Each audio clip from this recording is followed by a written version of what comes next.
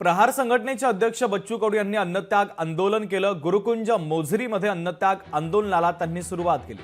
शेतकऱ्यांच्या विविध मागण्यांसाठी आता बच्चू कडू आक्रमक झाल्याचं पाहायला मिळतंय आणि शेकडो शेतकऱ्यांना सोबत घेऊन आता बच्चू कडू यांनी आंदोलनाची सुरुवात केलेली आहे।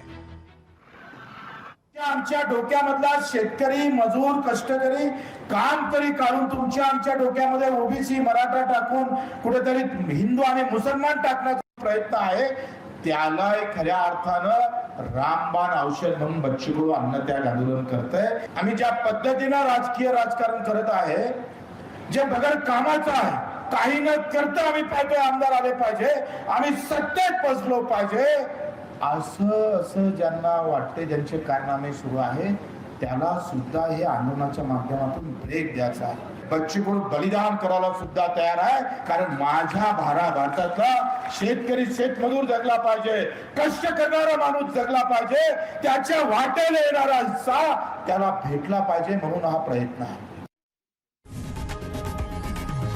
लोकशाही मराठी ऐका, पहा, जागरूक रहा।